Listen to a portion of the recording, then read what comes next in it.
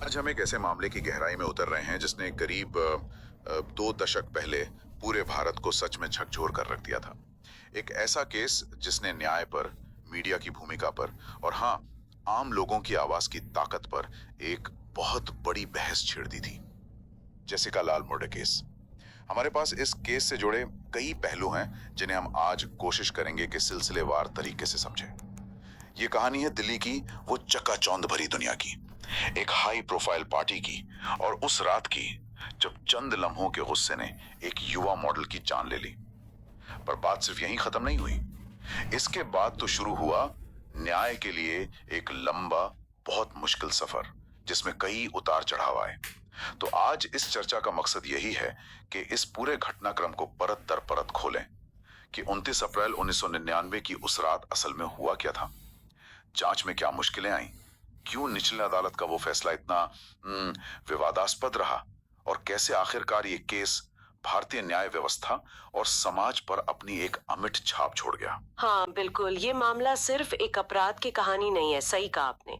ये उस दौर के समाज की, सत्ता के समीकरणों की और न्याय पाने के लिए जो संघर्ष होता है ना, उसकी एक तस्वीर पेश करता है। अक्सर जो हाई प्रोफाइल मामले होते हैं उनमें कई परतें होती हैं और जेसिका लाल केस तो इसका एक बड़ा उदाहरण है।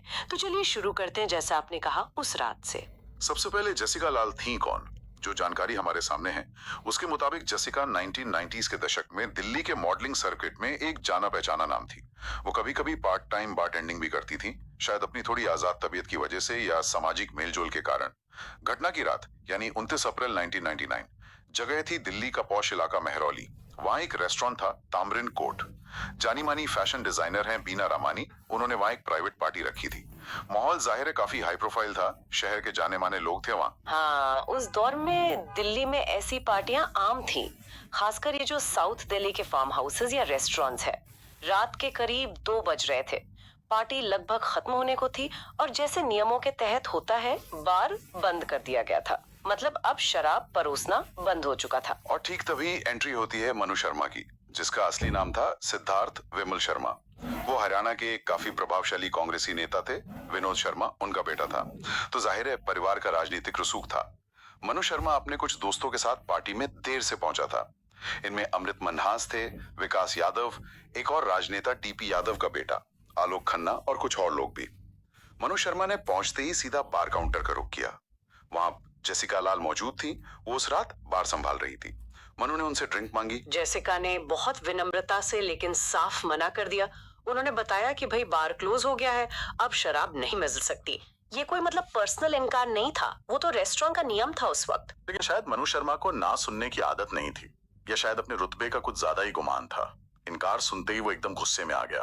बहस हुई और फिर उसने वो किया जिसके शायद किसी ने कल्पना भी नहीं की होगी। उसने अपनी जेब से एक 22 बोर की पिस्तौल निकाली। हाँ, और एक के बाद एक 2 गोलियां चला दी। पहली गोली तो हवा में गई छत की तरफ, लेकिन दूसरी गोली वो सीधे जेसिका के सिर में लगी। सोचिए, सिर्फ एक ड्रिंक ना मिलने पर हुई बहस और उसका अंत इतना भयानक। जेसिका वहीं गिर पड़ी, मौके पर ही उनकी मौत हो गई। ये सब इतनी तेजी से हुआ कि लोग बस देखते रह गए, स्तब्ध। उस वक्त पार्टी में करीब 100 लोग मौजूद थे। आप सोचिए, इतने लोगों के सामने एक हत्या। तुरंत अफरा तफरी मच गई। पुलिस को कॉल किया गया, मामला दर्ज हुआ मनु शर्मा और उसके साथियों के खिलाफ हत्या का, सबूत मिटाने का और दूसरी धाराओं दे। शुरू में तो ये केस काफी सीधा लग रहा था।